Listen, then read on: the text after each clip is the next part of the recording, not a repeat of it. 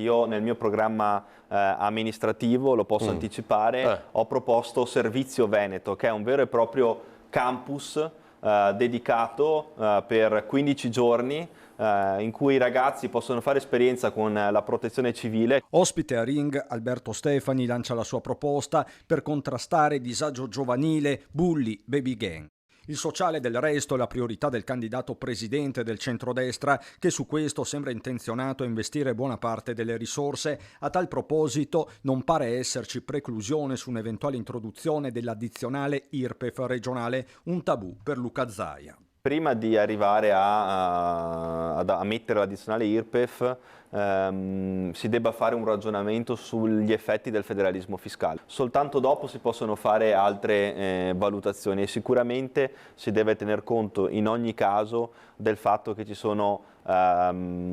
debba essere una no tax area che deve essere mantenuta nel corso del tempo. Altro punto, quello della gestione di ambiente ed energia. Anche qui sembrano non esserci pregiudiziali, anzi. Come si può fare anche un ragionamento sulle multi-utilities e quindi cominciare a studiare il bacino unico del Veneto. Assolutamente. Perché tante non...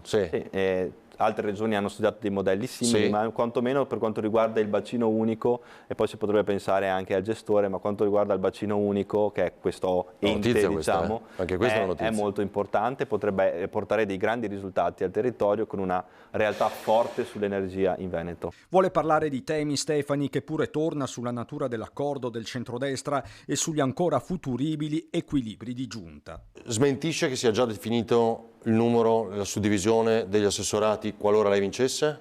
Assolutamente sì, poi è chiaro che faremo le valutazioni sulla base ovviamente del risultato elettorale, sicuramente del fatto che la Lega già esprime il candidato presidente. Insomma, per l'esecutivo c'è tempo che invece non c'è per la formazione delle liste, dove è corsa la sopravvivenza. Il messaggio è chiaro. Sicuramente agli uscenti sarà data ovviamente una posizione, l'opportunità, poi ovviamente è una possibilità perché i posti non li decido io, nel senso che sono 9 i posti in una lista, così come nelle altre liste, e quindi nel momento in cui hai un numero enorme di consiglieri uscenti non è che ci stanno tutti ovviamente dentro 9 posti. Io adesso non mi sto minimamente occupando di queste dinamiche, essendo impegnato ad affrontare le esigenze dei veneti, e quindi io mi occupo di questo, voglio occuparmi di questo.